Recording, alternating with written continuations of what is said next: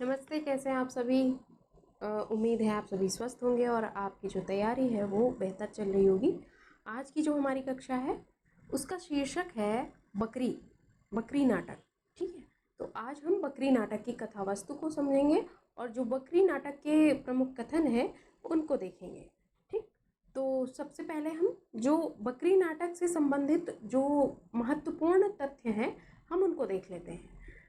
ठीक है, तो चलिए शुरू करते हैं हमारी आज की कक्षा। बकरी नाटक सर्वेश्वर दयाल सक्सेना जी का नाटक है। तो आपको स्क्रीन पे अच्छे से दिखे इसलिए मैं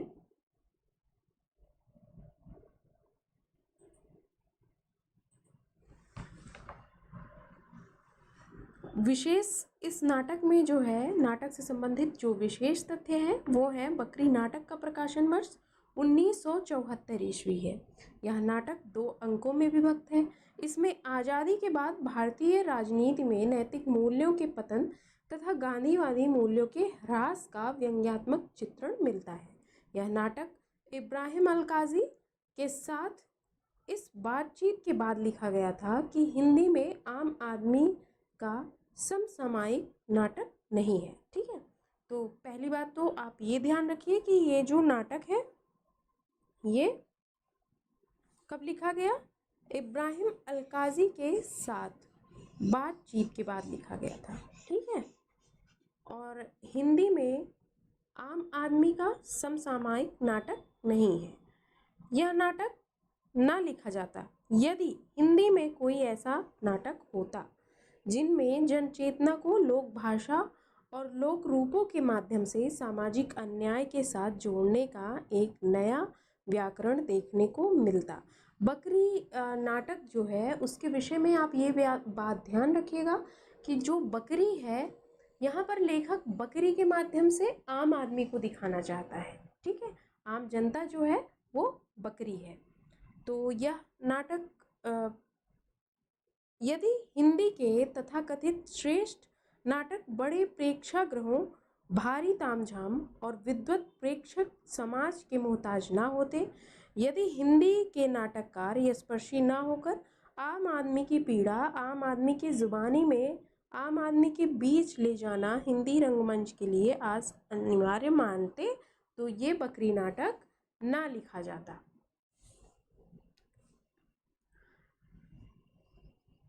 दूसरा जो बिंदु है इसमें महत्वपूर्ण वो ध्यान रखिए कि नाटककार ने पारसी रंगमंच और पुरानी नौटंकी की लोकप्रिय धुनों का उपयोग किया है। ध्यान रखिएगा, नाटककार ने पारसी रंगमंच और पुरानी जो नौटंकी है उसकी लोकप्रिय धुनों का उपयोग किया है, जिसके लिए भाषा की आम मुहावरेदार लयात्मकता बुनियाद का काम करते हैं, जिसके लिए भाषा आम मुहावरेदारी भाषा की आम मुहावरेदारी और लयात्मकता बुनियाद का काम करती है। ठीक, तो एक तो ये हमको पता चल गई कि इसकी भाषा कैसी है, भाषा मुहावरेदार है और मुहावरेदार होने के कारण लयात्मकता है। और क्यों है? क्योंकि पारसी रंगमंच और पुरानी नौटंकी के प्रिय धुनों का इसमें उपयोग किया गया है। व्यवस्था की समकालीन राजनीति के छद्म और उनके जन विरोधी जनतंत्र विरोधी चरित्र पर प्रहार करता हुआ यह नाटक जनता विशेषकर ग्रामीण जनता, ध्यान रखिए, विशेषकर ग्रामीण जनता पर लादी गई धर्मांधता और उनमें होने वाले शोषण उत्पीड़न का चित्रण करते हुए ऐसे गुस्से का रेखांकन करता है जिसे यदि समग्र यथार्थ से जोड़कर देखा जाए तो जनवादी चेतना के प्रसार में सहायक हो सकता है। ठीक है, तो इसमें ये जो रचना है बकरी नाटक, इसमें क्या है, इसमें जो ग्रामीण जनता का शोषण होता है धर्मांधता के कारण, ठीक है, उसका चित्रण है। ठीक, इसमें इस नाटक में दोहा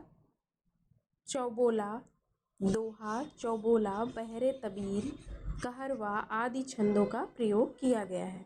बाढ़ के दृश्यांकन के लिए कल्पना दृश्य का विधान इसमें किया गया है।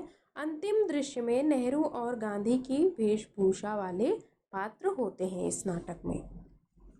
ठीक है, पात्र कौन कौन से हैं वो देखिए। नट है, कर्मवीर है, युवक, राम, नटी, सत्यवीर, काका, एक ग्रामीण, भिश्ती, सिपाही, काकी, दूसरा ग्रामीण, दुर्जन सिंह, विपति और चाचा, ये नाटक के पात्र हैं। नाटक का कथासार जो है, यह नाटक 2 अंकों में विभाजित है। प्रत्येक अंक में 3-3 दृश्य हैं। इनके अतिरिक्त आरंभ में एक भूमिका दृश्य भी इस नाटक में है। ध्यान रखिए, प्रत्येक अंक में 3 दृश्य हैं और आरंभ में भूमिका दृश्य भी इसमें है। 2 अंकों में नाटक विभाजित है। अंक 1, 3 डाकानुमा खूंखार व्यक्ति दुर्जन सिंह, कर्मवीर और सत्यवीर सिपाही के साथ मिलकर विपत्ति की बकरी हड़प कर उसे गांधी जी की बकरी घोषित कर देते हैं। विरोध करने पर विपत्ति को जेल भेज दिया जाता है। ग्रामीण जनता धर्मांधता तथा अंधविश्वास में पड़कर बकरी के नाम पर शोषित होती है। एक पढ़े लिखे युवक द्वारा समझाए जाने पर भी जनता अपने नियतिवाद तथा धर्म भीरुता से नहीं उबर पाती। अंक 2 देखिए। अंक 2 में दिखाया गया है, गांधी की बकरी शाह पाकर लुटेरे अब नेता हो चुके हैं। ठीक है, गांधी की बकरी की शाह पाकर लुटेरे क्या हो चुके हैं? नेता हो चुके हैं। कर्मवीर बकरी के नाम पर चुनाव जीत जाता है। नवयुवक गांव वालों को यह चालबाजी समझाना चाहता है, परंतु उसे भी नक्सली और राजद्रोही कहकर जेल में डाल दिया जाता है। चुनाव जाने के बाद बकरी काटकर भोज का आयोजन होता है।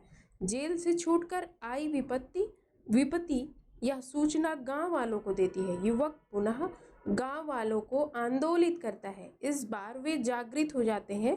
सभी जश्न की महफिल में पहुंचते हैं। अंततः युवक एक इंकलाब जिंदाबाद का उद्घोष करता है।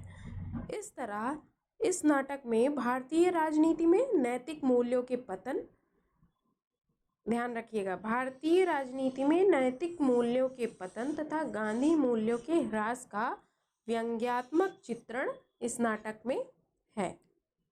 ठीक है, नाटक के प्रमुख कथन देखिए। भूमिका दृश्य में नट 5 देव सम 5 दल, लगी ढोंग की रेस, जिनके कारण हो गया देश आज परदेश। कौन कह रहा है? नट कह रहा है भूमिका दृश्य में।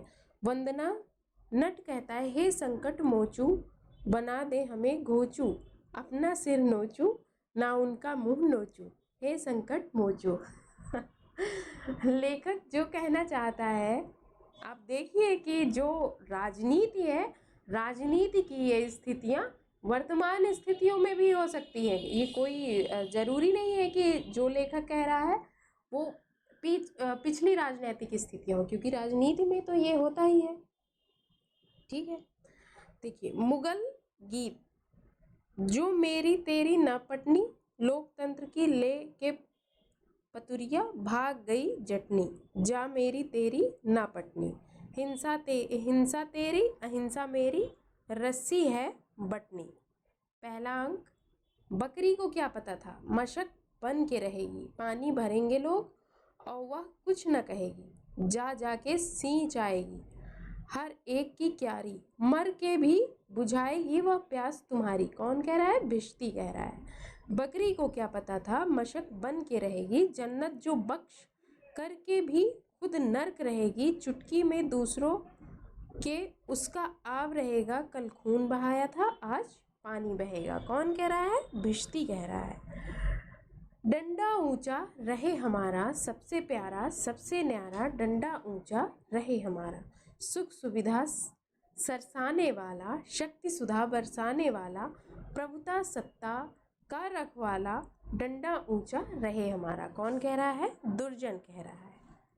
बकरी हमको बना दिया, बकरी की मेमे ने, सब कुछ सहना सिखला दिया, बकरी की मेमे ने, छोटी से छोटी रस्सी से भी हर खूंटे के साथ बंधकर रहना सिखला दिया, बकरी की मेमे ने।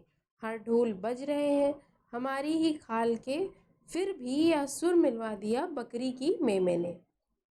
कौन कह रहा है? लड़का। तेरा दिमाग फिर गया है, तो इसको मामूली बकरी समझती है या गांधी महात्मा की बकरी है? यहाँ से दफा हो, वरना इस बकरी को बिना खाना पीना दिए कमजोर कर मार डालने की साजिश पर भारत सुरक्षा कानून के अंदर तू हवालात की हवा खाएगी। इस बकरी की जो हालत तूने कर रखी है वह कितना बड़ा जुर्म है, जानती है तू? सिपाही कहता है औरत से। भाइयों, यह हमारा सौभाग्य होगा कि हमें महात्मा गांधी जी की बकरी मिल गई है। कुछ मिलना कुछ खोना भी होता है। हम जितना खोने को तैयार रहते हैं उससे पता चलता है कि हम कितना पाना चाहते हैं। इस बकरी ने हमेशा दिया है, आपको आज़ादी दी, एकता दी, प्रेम दिया। आज भी बहुत कुछ देने को मुंतजिर है, पर आप लेना भूल गए क्योंकि आप देना भूल गए। ये कौन कहता है? दुर्जन कहता है। आप जितना आप इसे देंगे उतना ही यह आपको देगी। ऐसा कुछ भी नहीं है जो इसके पास ना हो। लेकिन जब सवाल मर चुके हो तो जवाब कहाँ से मिलेगा? पेट भी वहीं बजा सकता है जिसकी आत्मा में जान हो। कौन कहता है? कर्मवीर। जिसकी आत्मा कमजोर हो, जिसे लालच स्वार्थ ने घेर रखा हो, वह इस बकरी से क्या पाएगा? भगवान के पास खाली हाथ ना जाने का मतलब यही है। जो फूल लेकर जाता है वह स्वर्ग लेकर लौटता है। इसलिए श्रद्धा देना जानती है। आप इस बकरी को जितना दें उतना कम है। सत्यवीर कहता है यह बकरी सबकी है, इसलिए किसी की नहीं है। इससे मोह का मतलब अपने प्रति निर्ममता है। ऐसे लोगों की दुनिया में कमी नहीं है जो कहेंगे यह बकरी उनकी है, पर इतिहास को झुठलाया नहीं जा सकता। ये कौन कहता है? दुर्जन। जो इतिहास को झुठलाता है वह समाजद्रोही है, देशद्रोही है। समय उसे कभी माफ नहीं करेगा। यह युग झूठे दावों का युग नहीं है। अधिकारों का दावा करने के पहले देखना होगा कि आपके कर्तव्यों की बुनियाद क्या है। कौन कहता है? कर्मवीर। और कबीरदास कह गए हैं, ई जग अंधा मैं कहीं समझाऊं। बोल तूने इससे क्या सीखा? सत्यवीर औरत से कहता है। गरीबी हंसता है। इस बकरी ने तुझे नहीं बताया कि गरीबी केवल मन की होती है, गरीबी केवल विचारों की होती है, दृष्टि की होती है। जानती है औरत, गांधी जी केवल 6 पैसों में गुजारा करते थे। कौन कहता है? सत्यवीर औरत से। आप लोग समझदार हैं। गांधी जी और उनकी बकरी की महिमा जानते हैं। आप जानते हैं कि देवता का मान कैसे करना चाहिए। गांधी जी देवता थे, उनकी बकरी किसी देवी से कम नहीं। अब आप बताइए, देवी का मान होना चाहिए या नहीं? दुर्जन कहता है ग्रामीण जन से। दूसरे अंक का जो प्रमुख कथन है वो देखिए। दूसरे अंक में क्या हो रहा है? बाबा, आप नहीं बोले सो ठीक, पर झूठ बोलने वाले से झूठ सहने वाला ज्यादा बड़ा पापी होता है। युवक कहता है ग्रामीण जन से। 4 विधियन के बीच बैठते हो, कानून लाग्यो पाप पूर्ण तो से ढेर हम जानित है। जिनके झूठ उनके साथ जाई, हमार सच हमारे साथ। हम पचन बच्चा नाही, न जीन सिखाए चले हो। कौन कहता है? एक ग्रामीण कहता है युवक से। खून है बच्चा जो चहकाए रहा है, जो बहा बन के आया वह बड़ा बन के रहेगा। कौन कहता है? दूसरा ग्रामीण युवक से।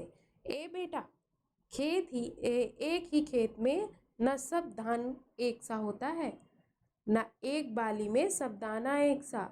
कौन कह रहा है? एक ग्रामीण कहता है युवक से। धर्म, ईश्वर, भाग्य सबकी उंगलियों से घूमता। आदमी मिट्टी का लोटा चाक पर है झूमता। नेकी, सच्चाई, शराफत, घर के सब कुछ ताक पर। थोड़े नकटे भी यहाँ इतरा रहे नाक पर। एक नारा ढलता है हर नई बर्बादी के बाद। आश्रम खुल गए आज़ादी के बाद। कौन कह रहा है? नटगायन। मैं बकरीवाद पर भाषण देने विदेश जाता है, बकरीवाद का प्रचार करूंगा। सत्यवीर कहता है कर्मवीर से। शाबाश, बहुत अच्छा विचार है। बकरीवाद और विश्व शांति। मानवता को आगे बढ़ाने का विचार, सारा विश्व हमारा है। कौन कह रहा है? दुर्जन कहता है सत्यवीर से। हर ऐश करा जाएगी या गांधी की बकरी, हर खाता भरा जाएगी या गांधी की बकरी, हर सच को हरा जाएगी या गांधी की बकरी, वैतरणी तरा जाएगी या गांधी की बकरी। ये नट गायन है। जिसकी होती है उसकी अकेले होने पर भी नहीं निकलती। युवक कहता है कर्मवीर से, जानता हूँ आप बकरी की पूजा इसलिए करते हो ताकि सब बकरी बन जाए। मैं बकरी नहीं हूँ, किसी की बकरी नहीं बनूंगा। युवक कहता है कर्मवीर से, मसाला हर जमाने में अपने अपने पसंद का इस्तेमाल करता है। मसाला हर जमाना अपने अपने पसंद का इस्तेमाल करता है। अभी तो मसाला हमारी पसंद का होगा। समाजवादी मसाला, जिस मसाले को बकरी ने खा लिया वह तो बकरी के खून में गया। बकरी के खून से हमें क्या मतलब? फिर तुम जानते हो हम लोग अहिंसावादी हैं, खून से दूर भागते हैं। कौन कहता है? दुर्जन। अब भी कुछ समझे आप लोग? आप लोगों ने बकरी को देवी माना, बाद में सारा गांव वह जाने दिया, पर आश्रम को नहीं डूबने दिया। गांव की जमीन खोद खोद कर आश्रम की जमीन ऊंची करते रहे। सूखा पड़ा, खुद भूखे रहे, घर का अनाज आश्रम को दे आए। आश्रम में दावतें उड़ती रही, खुद भूखे मरते रहे। फिर उन्हीं लुटेरों के कंधे पर बिठाकर देश की बागडोर थमा आए। अब भी कुछ समझे आप लोग? युवक कहता है ग्रामीण से। अब बकरी नाटक के संदर्भ में यहाँ ये महत्वपूर्ण लगा जो आपको बताना था, कृष्णदत्त पालीवाल के विचार। इनको भी देख लीजिए। बकरी नाटक ग्रामीणों की बोली और वाणी का, उनकी यथार्थ समस्या का नाटक है। विपत्ति के द्वारा रंग कर्म की मूल प्रकृति को सही संदर्भ में तराशा गया है। फारसी रंग शैली और नौटंकी शैली के घोल से यह लोक नाटक तैयार हुआ है। यह कितने आश्चर्य का विषय है कि सर्वेश्वर के कवि, ध्यान रखिएगा किसने बोल रहा है? कृष्णदत्त पालीवाल ने। ठीक है, यह कितने आश्चर्य का विषय है कि सर्वेश्वर के कवि, कथाकार, नाटककार एवं निबंधकार की मनोभूमिका में सामाजिक प्रश्नों, सामाजिक चिंताओं की रेखाएं गहरी हैं। सभी विधाओं में उनकी मूल संवेदना एक है। काव्य के लोक भाव भूमि से उपजी चिंताएं ही नाटकों में उभरती हैं और लोक नाट्य शैली की ओर से प्रवृत्त हो जाते हैं। यह नाटक जो मैंने बताया वो इनके ही विचार थे। इब्राहिम अल-काजी के साथ बातचीत के बाद लिखा गया है। ठीक, तो ये है हमारा आज का बकरी नाटक, जिसमें हमने नाटक से संबंधित जो भी महत्वपूर्ण विषय हैं उनको देखे और नाटक से संबंधित जो कथा वस्तु है नाटक की उसको हमने देखा, और नाटक से संबंधित जो प्रमुख कथन है हमने उनको भी देखा बकरी नाटक में। तो चलिए मिलते हैं हम आपके साथ अपनी अगली कक्षा में एक नए अंक के साथ, एक नए नाटक की कथा वस्तु के साथ। तब तक आप पढ़ते रहिए। धन्यवाद।